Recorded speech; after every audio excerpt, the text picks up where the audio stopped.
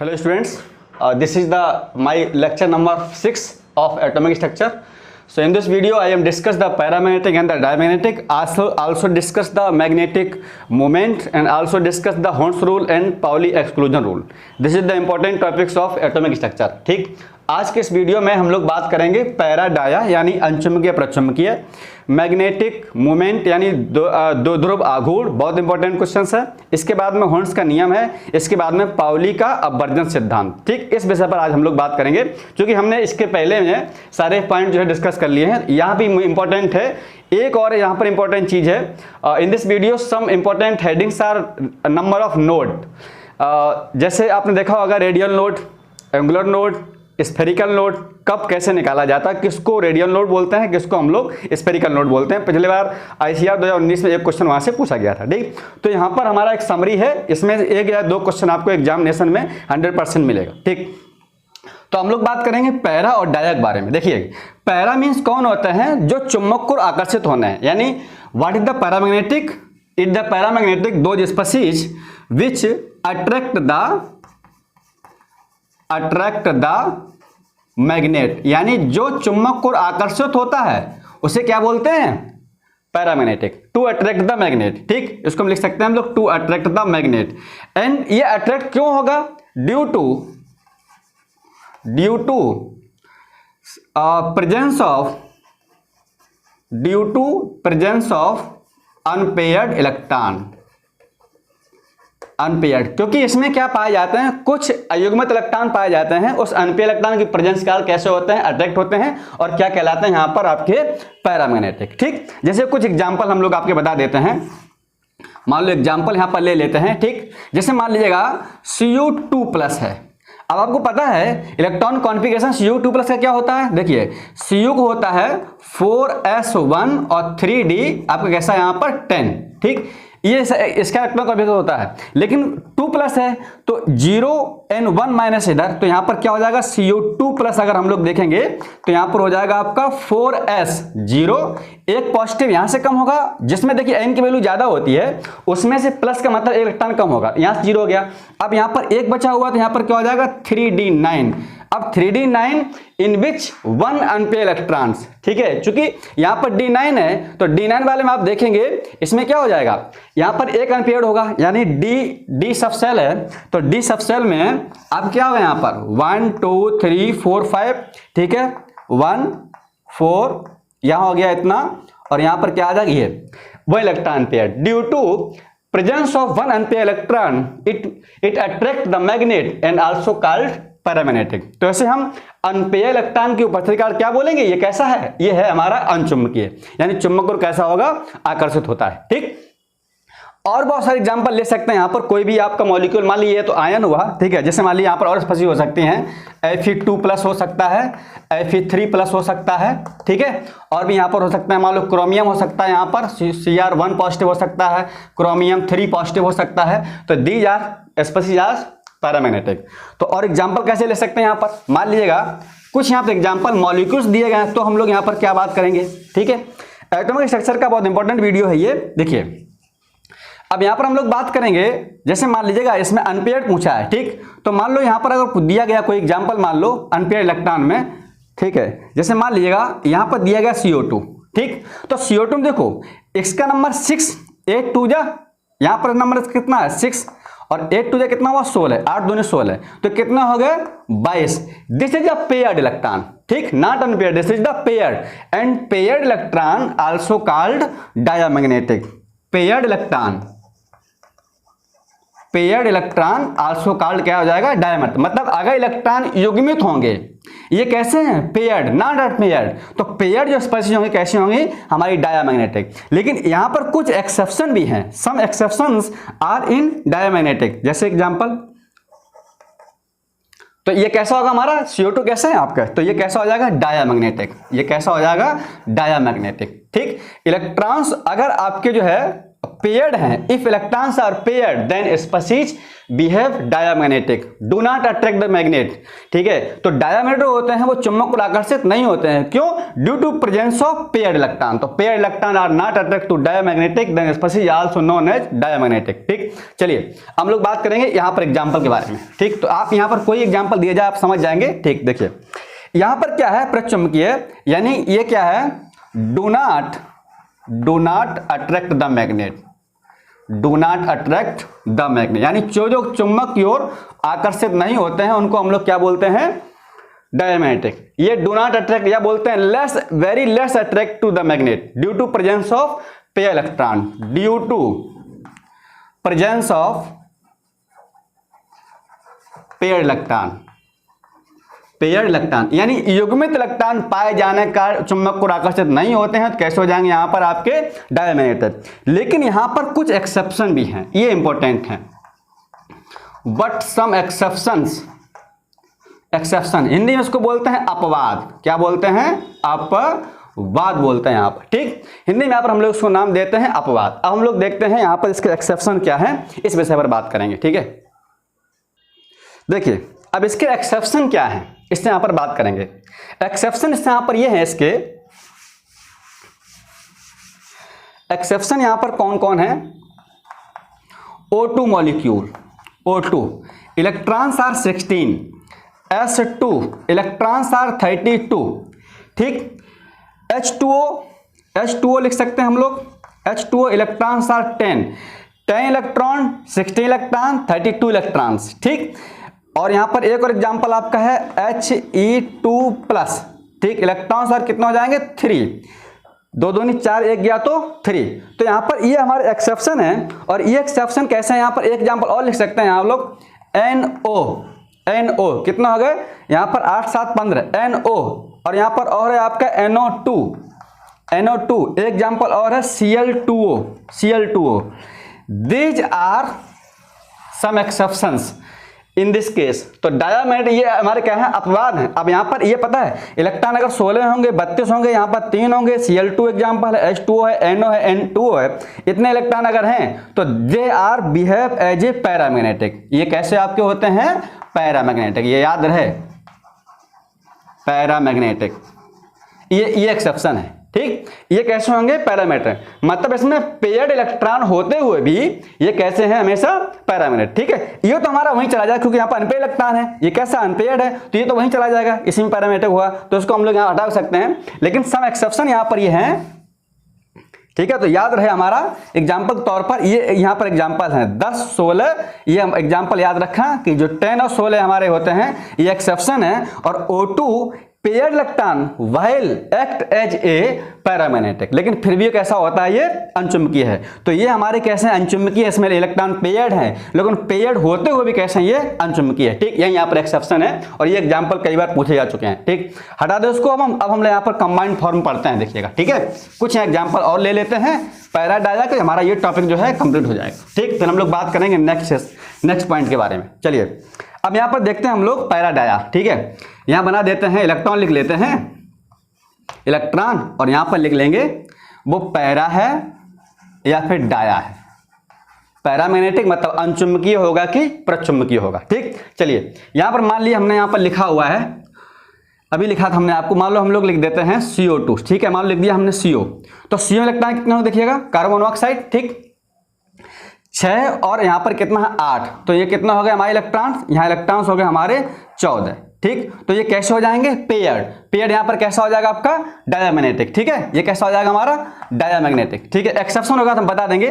ठीक है, इसके बाद हम लोग यहाँ पर बात करेंगे, अभी हमने लिखा था क्या, CO2, तो यहाँ पर 8 दूनी 16, 6 22, तो 22 वाला कैसा होगा? डायमैग्नेटिक। ठीक है, डायमैग्नेटिक। मान लो मैं यहाँ पर लिख देता हूँ ClO2, तो देखो ये हुआ 8 दूनी 16 और 17, ये 17 नंबर है, इसका 17 है, तो 17 कैसा हुआ? अनपेयर्ड, तो यहाँ 17 होगा अनपेयर्ड वाला कैसा होगा यहाँ पर? पैरामैग्नेटिक। हम लोग बात करेंगे O2 मॉलिक्यूल की, 8 दूनी 16, तो 16 कैसा है? पेयर्ड, डाया होना चाहिए, लेकिन कैसा होगा ये? पैरामैग्नेटिक, बिकॉज कैसा है ये आपका, ये जो है पेयर्ड है। ठीक है, O2 कैसा? एक्सेप्शन है। तो यहाँ पर अगर इलेक्ट्रॉन इस तरीके से मिलेंगे, हम लोग बहुत सारे एग्जाम्पल ले सकते हैं। देखिए यहाँ बात किया जाए Mg2+ की, ठीक है, Mg2+, तो यहाँ पर कितना हो जाएंगे, इसमें 10 हो जाएंगे, तो ये कैसा हो जाएगा हमारा, ये 10 हो जाएगा।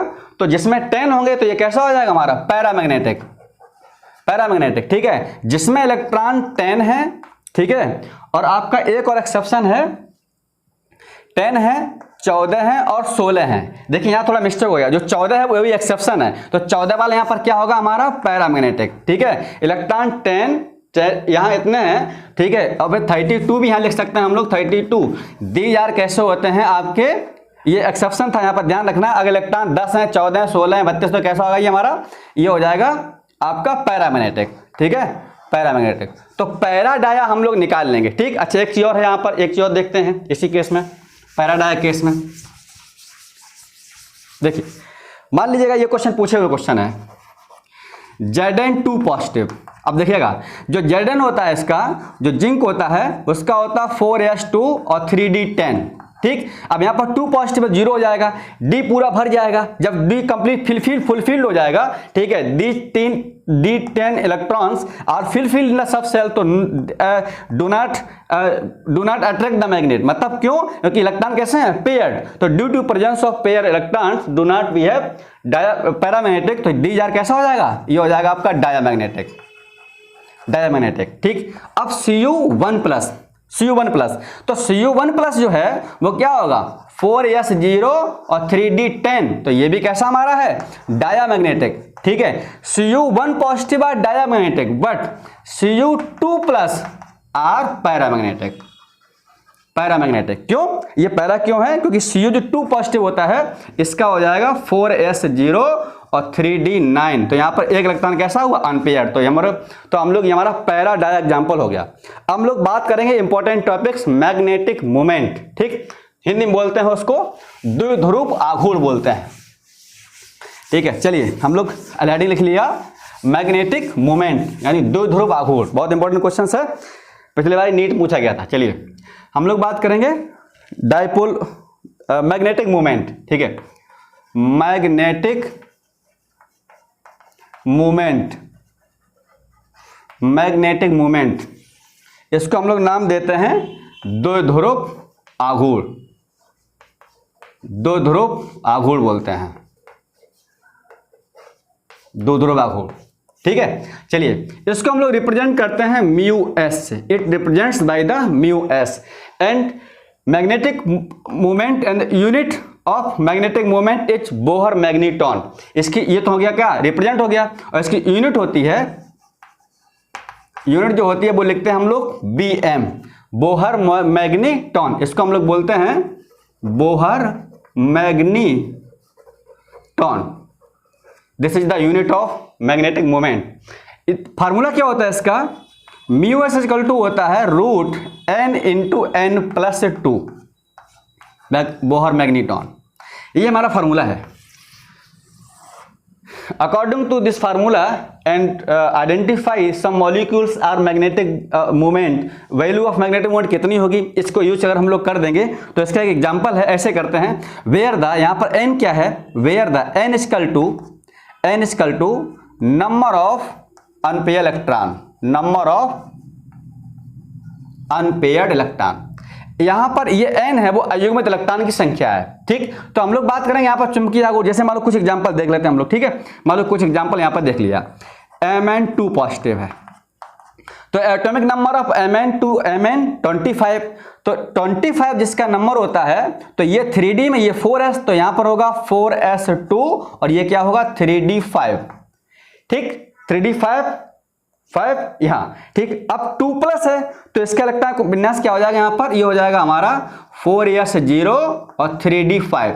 n की वैल्यू जिसमें ज्यादा होती है 2 पॉजिटिव वहां से कम हो जाएगा। अब बताओ यहाँ पर n मीन्स कितना आया, तो यहाँ पर n मीन्स हमारा आ गया है 5, n means 5, this is the put value in this formula, ठीक। एक वैल्यू क्या करें यहाँ पर पुट कर दो, तो देखो यहाँ पर क्या हो जाएगा, चलिए यहाँ हो जाएगा हमारा √5 × 5+2, ठीक।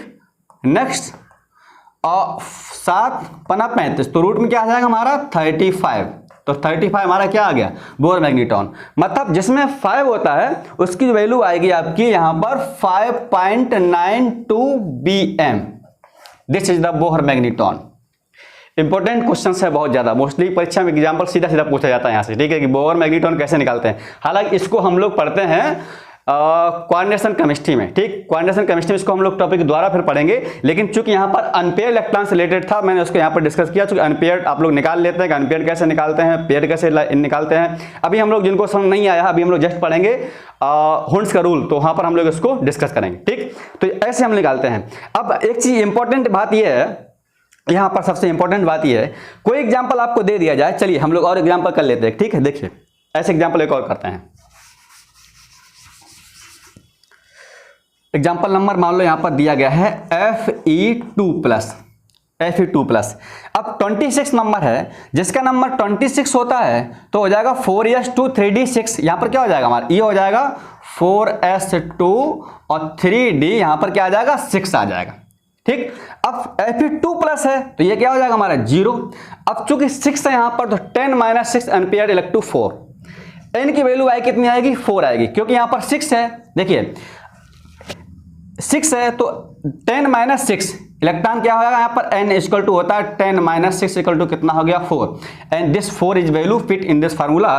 तो यहाँ पर म्यू इक्वल टू हो जाएगा यहाँ पर रूट, और ये कितना है 4, तो आ जाएगा 4 × 4 + 2, ठीक है। अनपेयर इलेक्ट्रॉन 4 है यहाँ पर, चूंकि युग्मित यहाँ पर 6 है, तो यहाँ पर डी में कितने भरेंगे हम लोग, देखिए यहाँ पर डी में क्या होगा 1 2 3 4 5, तो यहाँ पर 1 6 1 2 3 4 5 1 2 3 4 5 6, तो ये दी जा अनपेयर इलेक्ट्रॉन। देखो इलेक्ट्रॉन भरने का जो बच जाते हैं वो क्या कहलाते हैं, अयुग्मित यानी अनपेयर्ड। तो ये हमारे 4 हो गया यहाँ पर अनपेयर्ड, यानी Fe2+ में अनपेयर्ड कितने हो गए 4, तो ये 4 आ गया, ठीक। अब यहाँ पर क्या हो जाएगा हमारा, देखिए 4 2 6 6 24, तो यहाँ पर कितना होगा 24। अब इफ वैल्यू यहाँ पर आपकी अनपेयर्ड यहाँ पर 4 है तो वैल्यू यहाँ पर होगी 4 पॉइंट कुछ समथिंग, तो यहाँ पर जो वैल्यू आ जाएगी आपकी वो आ जाएगी 4.92, ठीक, 4.91 या 92। यहाँ पर अनपेयर्ड इलेक्ट्रॉन जब कितनी होगी 4, तो यहाँ पर आएगा 4.91, ठीक है। क्योंकि 5 होता है 25, यहाँ 25 होता 5 हो जाता है, तो यहाँ पर 24 है, तो यहाँ पर कुछ यहाँ पर वैल्यू कम हो जाए, तो इसका आंसर जाएगा 4.91, ठीक है। यहाँ पर क्या होगा 4.91 आंसर हो जाएगा। आप लोग इसको समझ सकते हैं कि 4.91 आंसर हमारा यहाँ पर हो जाएगा, ठीक है। चलिए तो अब हम लोग देखेंगे कुछ यहाँ पर और एग्जाम्पल, ठीक। चलिए इसको हम लोग खत्म कर देते हैं, फिर हम लोग बात करें कुछ और पॉइंट्स के बारे में, ठीक है। इसको हटा दें हम लोग, ठीक। देखिए तो ये हमारा एग्जाम्पल हुआ। अब यहां पर मोस्ट इंपॉर्टेंट पॉइंट ये है, यहां पर लिख लेंगे नोट पॉइंट, लिख लेंगे यहां पर नोट पॉइंट। नोट पॉइंट क्या है, नोट पॉइंट, ठीक है। मोस्ट इंपॉर्टेंट पॉइंट लिखिएगा नोट पॉइंट। नोट यहां पर ये है, इफ यदि आपकी n की वैल्यू 1 है, यानी अनपेयर इलेक्ट्रॉन कितना है 1 है, देन म्यू क्या होगा, then mu S equal to 1.73 Bohr magnetron, direct use कर दो। यदि अनपेयर इलेक्ट्रॉन 1 है तो वहां पर म्यू एम कितना आएगा 1 पॉइंट। जैसे इसका केस क्या है, मान लो इसका एग्जाम्पल ही है, हमको निकालना CO2+, ठीक। तो इसमें देखेंगे आप लोग अनपेयर इलेक्ट्रॉन कितना होगा 1, रीजन क्या होगा, यहां पर होगा आपका 4s0 और यहां पर होगा 3d9, तो अनपेयर इलेक्ट्रॉन कितना आएगा 1, यहां पर 9 है तो n की वैल्यू कितनी हो जाएगी 1, तो हम लोग क्या रख देंगे यहां पर म्यू एस इक्वल टू आ जाएगा रूट n × n+2, तो यहां पर कितना हो जाएगा ये n मीन्स 1, तो यहां पर रूट में आ जाएगा 1 × 1+2, तो कितना होगा 3, तो रूट में कितना हो जाएगा अंडर रूट, यहाँ हो जाएगा 3, ठीक है, ये रूट में हो जाएगा 3। तो देखो n की वैल्यू कितनी है 1, अगर यहाँ पर 4 होता तो रूट कितना आता 2, तो कितना होगा 1.73, then mu equal to value आ जाएगी 1.73 बोहर मैग्नीट्रॉन। तो आप डायरेक्ट यहाँ पर यूज कर दो कि अगर n की वैल्यू यहाँ पर 1 है तो वैल्यू कितनी होगी 1.73। आप ये डाटा जो है डाटा नोट कर लें, ठीक। चलिए रोट डाउन द डाटा, हटा दो इसको, ठीक। देखिएगा ये एग्जांपल पूछ सकते हैं आपसे एग्जांपल में, ठीक। चलिए हम लोग इफ n इक्वल टू, देखिए n मींस ये value, this is the value and this is the value, ये जो n की वैल्यू यहां पर होगी वो वैल्यू यहां पर होगी, बाद बाकी आप बढ़ा देंगे हमेशा। 75 प्लस के ऊपर अगर ले जाएंगे तो वैल्यू हमेशा कैसी होगी, 100% क्लियर होगी। ठीक, हम लोग बात करेंगे n इक्वल टू, यहां पर n equal to 2 where the unpaired electron do, जब अयुग्मित इलेक्ट्रॉन संख्या यहां पर 2 हो तो देन म्यू एस जो होगा हमारा, म्यू एस 2.2 पे, ठीक है, 2.83 BM बोहर मैग्नीटॉन, 2.83 बोहर मैग्नीटॉन। अगर अयुग्मित इलेक्ट्रॉन संख्या यहां पर n इक्वल टू 3 आ जाए तो यहां पर हमारा जो म्यू एस होगा वो कितना हो जाएगा, 3 आ जाएगा तो 3.81, ठीक है, 3.87 बोहर मैग्नीटॉन। ठीक है, देखिएगा क्योंकि n यहां पर 2 है तो 2 वैल्यू, 3 है तो यहां पर वैल्यू कितनी होगी, 3 पॉइंट। याद रहे हमेशा n की वैल्यू जितनी होती है वहां पर सीधा लिख दो, देखो फार्मूला, अगर n का मान मान लो 4 है, ठीक है, तो देन म्यू एस क्या हो जाएगा, तो उसका बोहर जो मैग्नीटॉन आ जाएगा, म्यू एस इक्वल टू आ जाएगा यहां पर 4.91 बोहर मैग्नीटॉन। इफ n की वैल्यू 5 अगर है आपकी, ठीक है, एफ n की वैल्यू 5 है, देन म्यू एस जो आपका होगा वो यहां पर हो जाएगा हमारा कितना, 5.92 Bohr magneton. This is the important data for Bohr magneton. ठीक है, सीधा इंपॉर्टेंट डाटा है, इसको सीधा आप नोट कर लीजिएगा। यहां से एक क्वेश्चन अगर मिलेगा तो हम लोग फटाक से, क्योंकि आप बोलेंगे यहां पर 6, तो देखिए एक्चुअली जो मैग्नेटिक मोमेंट है only use for D block elements. ठीक, डी ब्लॉक एलिमेंट्स को यहाँ पर अनपेयर इलेक्ट्रॉन इतने ही होंगे, ठीक है, अनपेयर इलेक्ट्रॉन 1 2 3 4 5 6, अब 6 अनपेयर इलेक्ट्रॉन होंगे नहीं डी में, क्योंकि यहाँ पर आप समझ सकते हैं कैसे नहीं होंगे। ठीक, रीजन क्या हो सकता है उसका, आप समझ सकते हैं, बिल्कुल कॉमन चीज है वहां पर। तो अनपेयर इलेक्ट्रॉन इतने दिए गए हैं, ठीक है, यदि अनपेयर इलेक्ट्रॉन अयुग्मित इलेक्ट्रॉन इतने दिए जाते हैं तो उसका म्यू एस कैसे निकालें, डाटा सीधा रख दो और हमारा आंसर आ जाएगा। ठीक, चलिए हटा दो इसको, अब किसी आप एग्जाम्पल लगाइएगा, 100% आपका आंसर क्लियर आएगा। ठीक, चलिए ये हमारा हो गया है magnetic moment of transition metals के लिए। ये क्या हमारा है, ये हमारा है, एक बार लिख देते हैं यहां पर, magnetic moment, this is the magnetic moment यानी चुंबकीय आघूर्ण फॉर ट्रांजिशन यानी D block element, for transition elements यानी किसके लिए हो गया, ये डी ब्लॉक एलिमेंट के लिए होगा। तो अगर डी में इलेक्ट्रॉन इतने आते हैं हम लोग यहां पर निकाल लेते हैं। अब हम लोग नेक्स्ट प्रोसेस की बात करते हैं, होर्न्स का रूल। ठीक है, तो आप लोग हेडिंग लिखिएगा होर्न्स रूल। चलिए लिखिए हेडिंग होर्न का नियम, क्या लिखिएगा, होर्न्स का नियम। देखिए होर्न्स का रूल क्या है, चलिए हम लोग बात करते हैं होर्न्स के रूल के बारे में। होर्न्स का रूल, इसको हम लोग हिंदी में बोलते हैं होर्न का नियम। क्या नाम देते हैं इसको, होर्न का नियम, होर्न का नियम।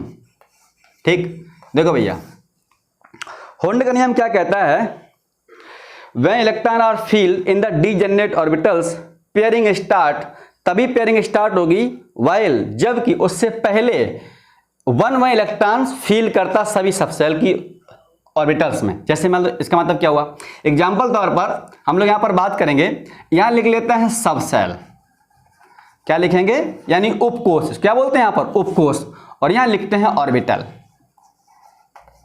ऑर्बिटल्स, कक्षक। ये हमारा क्या है उपकोष, इसको हिंदी में नाम देते हैं हम लोग उपकोष, और यहां हम लोग लिखेंगे क्या लिखेंगे कक्षक, यानी कितने किस्में कक्षक होते हैं पहले हमको ये जानकारी होनी चाहिए। ठीक, वेयर यहां पर where the s subshell and one orbital, this is the one orbital, one orbital are filled 2 electrons, one is the this and 2 second is the ये first electron comma second electron. ठीक, हम लोग बात करेंगे यहां पर P के बारे में, तो P में कितने होंगे यहां पर 3, जैसे P में 3 electrons, Px Py Pz, this name is Px Py and Pz। तो यहाँ पे कितना है देखिएगा, किसी भी सबसेल की ऑर्बिटल्स में इलेक्ट्रॉन्स की पेयरिंग तभी होगी जब उसके पहले वन इलेक्ट्रॉन सभी ऑर्बिटल्स में फील्ड हो जाएं। देखिए हम लोग बात करेंगे, मान लीजिए यहाँ पर एग्जांपल तौर पर हमको P5 है, P5 तो first electron, second and third, and first of all first electrons are spin above the spin, and last is the anti parallel, दो फर्स्ट इलेक्ट्रॉन पहले भरेंगे वो किस में जाएंगे, पैरेलल में। मतलब पहले क्या करेंगे p5 में, एक इलेक्ट्रॉन पहला, दूसरा, तीसरा। अब चौथा कहां पर जाएगा, नीचे, पांचवा फिर देखिएगा यहां पर कितना 5, तो 5 कहां पर आएगा। मतलब हिंदी भाषा में बिल्कुल एकदम बोला जाए बहुत समझा के, किसी उपकोष की कक्षक में इलेक्ट्रॉन्स की पेयरिंग यानी युग्मन, ये पेयरिंग है। जोड़ा क्या होता है, पेयरिंग। कोई अगर दो है तो उसे क्या बोलेंगे, पेयर है ये लोग। अनपेयर्ड बेचारा अकेला, उसे क्या बोलेंगे, अनपेयर्ड है। ठीक, तो पेयरिंग तभी होगी जब सभी ऑर्बिटल्स में 1 इलेक्ट्रॉन पैरेलल स्पिन में भर जाए। यही होल्ड का नियम है। ठीक, यानी होल्ड का नियम कहता है उपकोष की सभी कक्षक में इलेक्ट्रॉनों का युग्मन तभी संभव है जब सभी कक्षक में एक इलेक्ट्रॉन पैरेलल डायरेक्शन भर जाए। तो 1 2 3, अगर उसको ऐसे करते हैं हम लोग, देखिएगा क्या उसको ऐसे लिख सकते हैं, ऐसे कर दिया यहां पर p5। दिस इज राइट और wrong, it is the wrong example. First electrons are spin ऊपर, ठीक, clockwise, first electron clockwise and also last electron are anti parallel. ठीक है, तो फर्स्ट कैसे होता है, पैरेलल, इसके बाद कैसे होता है, एंटी पैरेलल। तो हम लोग बात करेंगे यहां पर डी के बारे में। डी में होते हैं 5 ऑर्बिटल्स, पी में 3 ऑर्बिटल्स 1 2 3, डी में कितने होंगे 5, यानी डी में कितने कक्षक होंगे 5, 1 2 3 और 5। ठीक, तो यहां पर देखो डी में कितने बढ़ते हैं 10, तो पहले 1 2 3 4 5, सेकेंड फिर 6 7 8 9 10, पहले क्या होगा इसमें 1 1। देखिए first, second, third, fourth, fifth, पहले सभी कक्षकों में ऊपर स्कैन करके भरेगा। जब यहां पर पूरा भर जाए, मान लो यहां पर कितना होता है D10, तो फिर क्या करेगा 6 number, 7 number, 8 number, 10 number, 9 number, 10 number. ठीक, अब F में कितने होते हैं 14। ठीक है 14, तो यहाँ कितना ऑर्बिटल्स होंगे 7, तो यहां पर क्या भर देंगे हम लोग 7 भर देंगे, 1 2 3 4 5 6 7। ठीक, तो यहां पर कितना हो जाएगा, बस यही क्या है हमारा होल्ड्स करूंगा। अब हम लोग एग्जाम्पल केवल कर लेते हैं यहां पर। ठीक है, केवल एग्जाम्पल कर लेंगे तो आप यहां पर इसको एग्जाम्पल को समझ जाएंगे। ठीक, चलिए हम लोग बात करते हैं इसके एग्जाम्पल के बारे में। एग्जाम्पल क्या है यहाँ पर, ठीक है, देखिए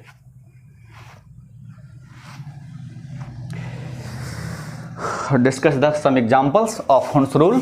तो हम लोग आज होल्ड्स रूल एग्जाम्पल के बारे में कुछ यहां पर बात करेंगे। देखिएगा,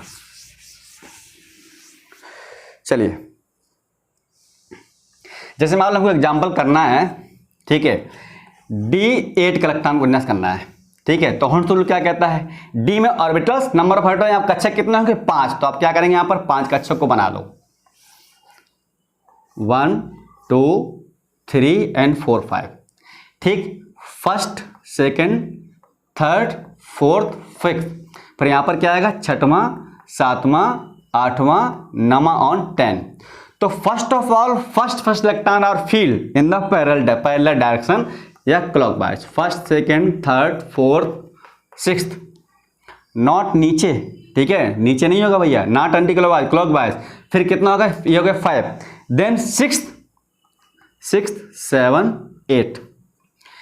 जो लास्ट के दो बचेंगे ये कैसे हैं, अनपेयर्ड, इसी को हम लोग नाम देते हैं अनपेयर्ड इलेक्ट्रॉन।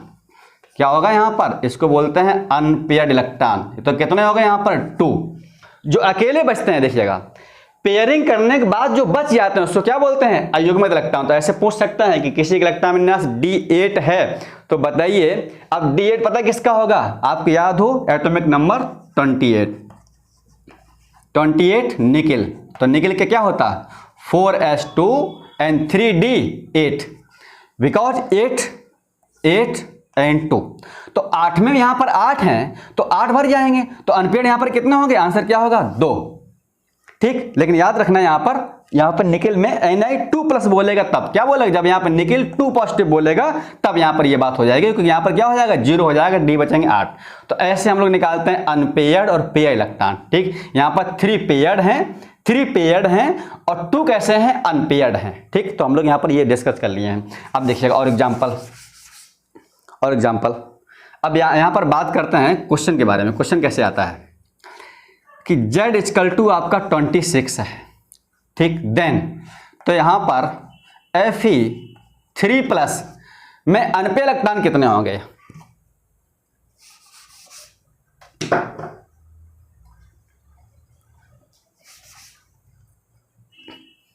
अनपेयर्ड इलेक्ट्रॉन कितने होंगे, अनपेयर्ड इलेक्ट्रॉन। देखो भाई, अब यहाँ पर 26 है, तो जिसका 26 है तो 4s2n3d6 3 प्लस तो 2 इलेक्ट्रॉन यहां कम हो जाएंगे। देखिए 3 पॉजिटिव मतलब क्या, इलेक्ट्रॉन कम हो जाएंगे। इलेक्ट्रॉन कम किसमें होंगे, जिसमें n की वैल्यू ज्यादा है। तो मैक्सिमम नंबर ऑफ n की वैल्यू, तो first of all electrons are less in this सब सेल, तो देन 4s0 एंड 3d 2 कम, एक 2 लेस हुआ, अभी एक बाकी, तो यहां पर क्या हो जाएगा d5। तो these are the 5 unpaired electron, these are the 5। तो इन दिस केस कितना हो जाएंगे, 5 हमारे हो जाएंगे अनपेयर्ड इलेक्ट्रॉन्स। आंसर क्या हो जाएगा 5। तो हम लोग इस रूल के अकॉर्डिंग ये निकालते हैं कि इलेक्ट्रॉन अनपेयर्ड कितने हैं और पेयर्ड कितना करते हैं। अब ध्यान रहे, unpaired electrons are attract to magnet and behave as a paramagnetic. तो यहां पर ये कैसा हमारा होगा, पैरामैग्नेटिक। इसीलिए क्या करता है, आयरन जो होता है, iron to attract the magnet, जो कि लोहा होता है चुंबक को आकर्षित होता है। क्यों आकर्षित होता है, क्योंकि उसमें इलेक्ट्रॉन ज्यादा पाए जाते हैं। हाँ, एक चीज ध्यान रहे, मोस्ट इंपॉर्टेंट क्वेश्चन। अब पूछा जाए कौन ज्यादा अट्रैक्ट होगा, देखिएगा Fe2 प्लस और Fe3 प्लस। तो Fe3 प्लस में अनपेयर्ड इलेक्ट्रॉन कितने होते हैं, यहां पर होंगे 5, यहां कितने होंगे 4। देखिए maximum number of unpaired electron और maximum attract to the magnet, तो यहां पर अनपेयर्ड कितना ज्यादा। तो Fe3 plus are more attract to magnet, ज्यादा चुंबक को आकर्षित होगा। क्यों, क्योंकि यहां पर अनपेयर्ड इलेक्ट्रॉन ज्यादा है। जितने अनपेयर्ड इलेक्ट्रॉन ज्यादा अनपेयर्ड होंगे वो चुंबक को ज्यादा आकर्षित होगा। तो ये ज्यादा आकर्षित होगा इसकी तुलना में। तो आप समझ जाएंगे यहाँ पर पॉइंट, कौन अट्रैक्शन ज्यादा होगा, जिसमें अनपेयर्ड ज्यादा हो, more electron unpaired and more will be the attraction powers towards the magnet. ठीक, तो हम लोग यहाँ पर ये पॉइंट समझ जाएंगे बिल्कुल, जिसमें अनपेयर्ड ज्यादा होंगे, ज्यादा आकर्षित होगा चुंबक को। तो कौन अनपेयर्ड होगा, इलेक्ट्रॉन विन्यास कर लेंगे उसका, ऐसे भर लेंगे। हुंड का नियम क्या है, उपकोष की सभी कक्षकों में पहले एक एक इलेक्ट्रॉन स्पिन करेगा ऊपर की ओर, जब सब भर जाएंगे इसके बाद पेयरिंग तभी होगी जब सभी कक्षकों में एक इलेक्ट्रॉन भर जाए। तो आप एग्जांपल समझ जाएंगे, एग्जांपल कर लेंगे। ठीक, ध्यान रहे। चलिए, तो ये हमारा क्या हुआ है, हुंड्स का रूल। ठीक, ये हमारा क्या हो गया है, हुंड्स का रूल। एग्जांपल हम लोग और एक दो बता देते हैं। चलिए, तो यहां पर हम लोग समझ जाएंगे हुंड्स का रूल क्या है, तो सब लोग समझ जाएंगे। ठीक है, जैसे मान लीजिए, अच्छा मान लीजिएगा P4 का करना है, P4। ठीक है, क्वेश्चन है P4। यहाँ ए ऑप्शन हमारा है P1, B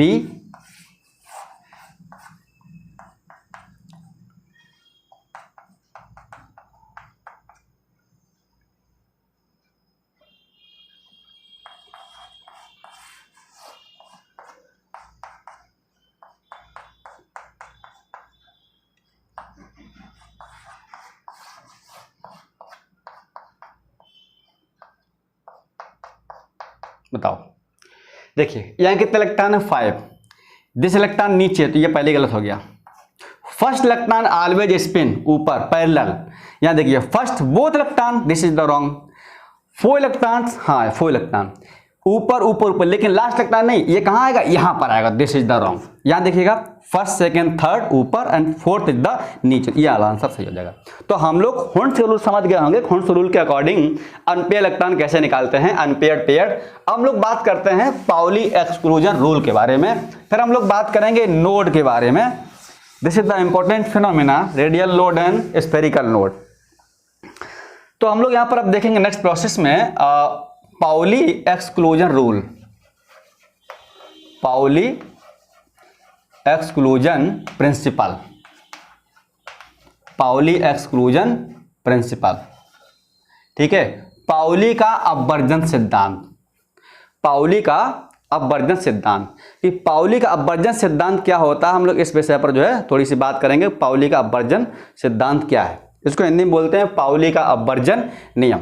देखिए पाउली का अपवर्जन नियम ये कहता है किसी भी एटम्स में 2 इलेक्ट्रॉन्स के लिए 4 क्वांटम नंबर्स की वैल्यू सेम नहीं हो सकती है। ठीक, यानी किसी परमाणु में लिख सकते हैं हम लोग, एक परमाणु में आप डेफिनेटली लिख सकते हैं 2 electrons in an atom, 2 electrons in an atom, मतलब हिंदी में लिखेंगे किसी परमाणु में 2 इलेक्ट्रॉन के लिए 2 इलेक्ट्रॉन के लिए चारों क्वांटम संख्याओं के मान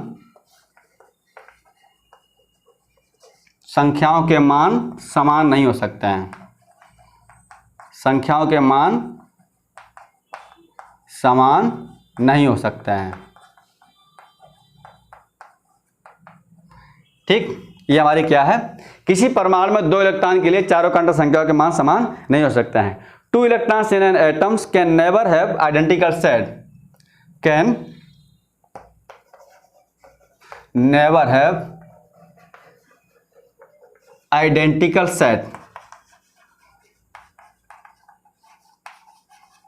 आइडेंटिकल सेट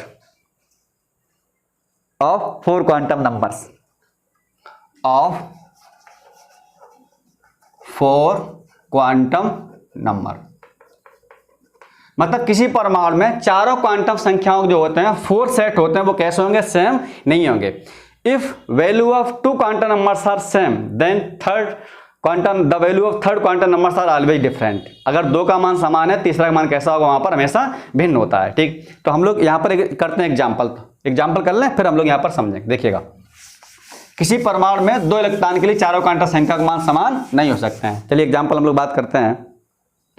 ये फिर यहां पर मान लीजिएगा n की वैल्यू यहां पर 1 है, n = 1, इसका मतलब सेल कौन सा है, k है। देन l मीन्स क्या होगा यहाँ पर 0, तो m मीन्स क्या होगा यहाँ पर 0। कैसे, l मीन्स क्या होता है n-1। तो आप क्वांटम नंबर्स में पढ़ चुके होंगे, यहाँ पर देखो क्वांटम नंबर्स आपको आना चाहिए। अगर क्वांटम नंबर्स नहीं आता है तो आप पाउली एक्सक्लूजन रूल को प्रिंसिपल नहीं आप एप्लीकेबल कर पाएंगे। ठीक है, तो यहाँ पर देखेंगे हम लोग जो है, अब देखिएगा s की वैल्यू क्या होगी, यहाँ पर होगी +1/2 n -1/2। अब आप देख सकते हैं किसी एक इलेक्ट्रॉन के लिए चारों नंबर सेम नहीं है। If 2 value are same then third is always different, this is the Pauli exclusion rule. बहुत ज्यादा यहाँ इसका क्वेश्चन नहीं आता, इस पर केवल क्वेश्चन पूछता है, डेफिनेशंस पूछेंगे, कोई एग्जांपल दे देंगे। ठीक, तो यहाँ पर ये कह रहा है कि एक वास्तव में उसके लिए बराबर नहीं हो सकती है। ठीक, हम लोग और कोई एग्जांपल अगर ले लें, यहाँ पर मान लीजिए n = 1 है, तो हम लोग n = 2 के ले लेते हैं। जब n की = 2 होगी तो l की वैल्यू होगी 0,1, l की वैल्यू 0,1, यानी total value of l = total value of ये। तो फॉर l m = क्या हो जाएगा 0, यहाँ पर m = क्या हो जाएगा -1, 0 एंड +1। देखिएगा, ठीक, तो यहाँ पर if 2 value are same, l value यहाँ पर 1 एंड m मीन्स यहाँ पर 1। If 2 value are same then other value are different, तो s = आ जाएगा +1/2 एंड -1/2। क्वांटम नंबर्स आप समझ सकते हैं। ठीक, ये अगर यहाँ पर देखिएगा n की वैल्यू 2 है तो l मीन्स क्या होगा n-1, तो यहाँ पर n = 1 के लिए l की वैल्यू 0 है, तो यहाँ पर l = 2 के लिए यहाँ पर 1 होगी। ठीक, अब m depends on l, value of m क्या होता है -l to +l, तो यहाँ पर 0 है तो -l यानी -1 to +1 in the increasing order. ठीक, बढ़ते हुए क्रम में s क्या है +1/2 -1/2, तो ये हमारा क्या हुआ है पाउली का एक्सक्लूजन रूल। हम लोग यहाँ पर एक इंपॉर्टेंट मुद्दे पर बात करेंगे, जो बहुत ही इंपॉर्टेंट मुद्दा है, जिसका नाम है कैलकुलेट द नोड। आप हेडिंग लिखिएगा, बहुत इंपॉर्टेंट है वो, कैलकुलेट द नोड। इंपॉर्टेंट, बहुत इंपॉर्टेंट है, वेरी इंपॉर्टेंट। चलिए लिखिए, यहां पर जो है हम लोग बात करेंगे calculate the node. Calculate the node, node कैसे निकालते हैं, मतलब गांठों की संख्या, इसको हिंदी में बोलेंगे गांठों की संख्या बोलते हैं। ठीक है, गांठों की संख्या। 2019 में एक क्वेश्चन यहां से आया था। ठीक है, गांठों की संख्या है ये भैया। ठीक, चलिए number of node. First of all देखो, फर्स्ट केस में यहां पर देखेंगे हम लोग, पहले पूछेंगे, अगर आपसे पूछेगा नंबर ऑफ नोड यानी गांठों की संख्या question, oblique also known as spherical node, या इसको बोलते हैं हम लोग जो है रेडियल नोड। ठीक है, इसको हम लोग बोलते हैं radial node, radial node also known as spherical node, इसको क्या बोलते हैं spherical node. The formula of number of node, radial node, spherical node n - l - 1। यानी इसका सूत्र होता है, सीधा निकालते हैं रेडियल लोड क्या होता है, n माइनस एल माइनस 1। ठीक, दूसरा फार्मूला यहां पर हम लोग देखेंगे एंगुलर नोड। एंगुलर नोड, इससे एक क्वेश्चन 2019 में आया था, मैं भी कराऊंगा। एंगुलर नोड, इसी को हम लोग बोलते हैं प्लेनर नोड। क्या नाम देते हैं, प्लेनर नोड।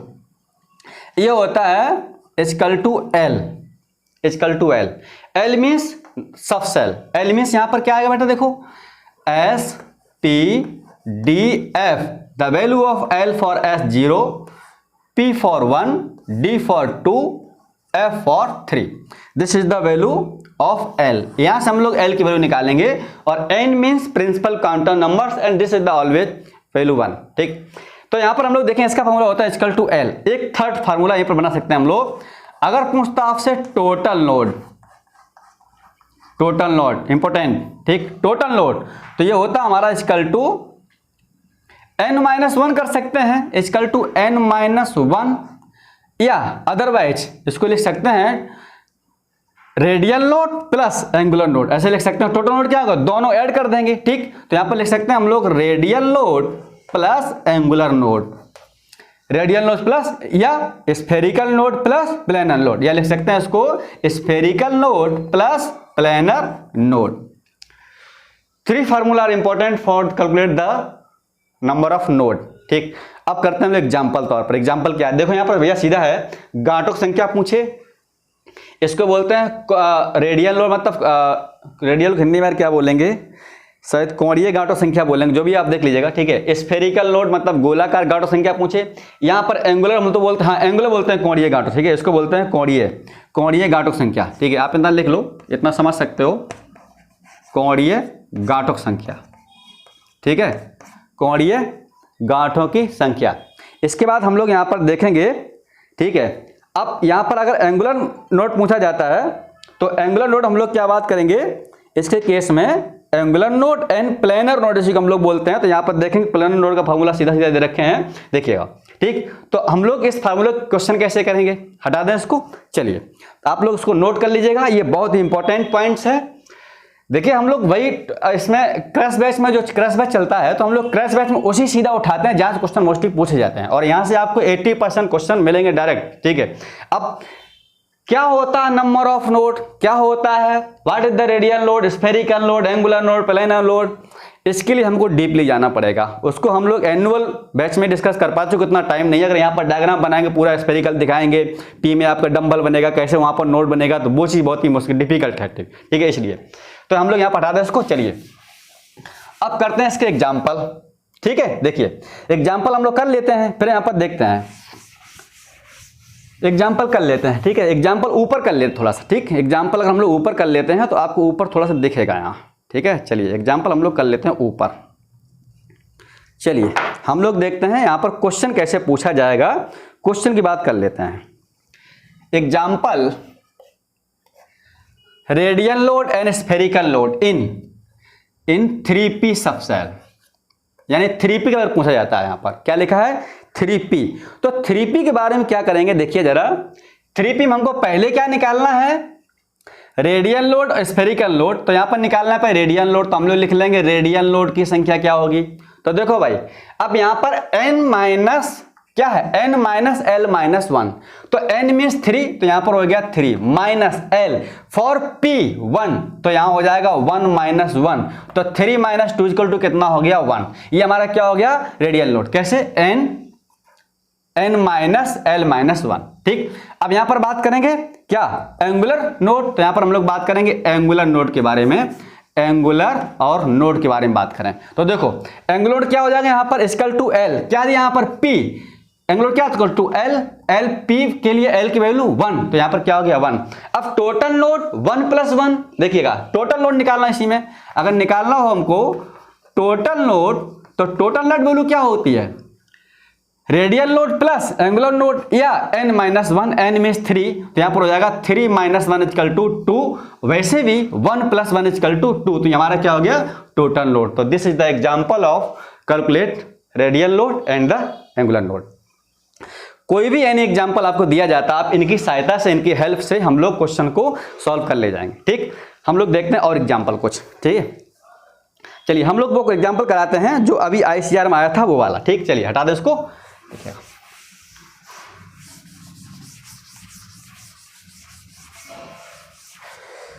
चलिए एग्जाम्पल नंबर हम लेकर देखते हैं ICR 2019 क्वेश्चन का। वो पूछे थे what is the radial load, पूछे थे यहाँ पर कि radial load and angular load, ठीक है। या बोले थे यहाँ पर एंगुलर लोड, रेडियल लोड और एंगुलर लोड, ठीक है। यहाँ पर लिखेंगे हम लोग radial load and angular load in 4D subshell. Hindi में से क्या बोलेंगे, 4D उपकोष में रेडियल गांठों की संख्या और एंगुलर गांठों की संख्या कितनी होगी, ठीक है। तो हम लोग इसका एग्जांपल देखते हैं।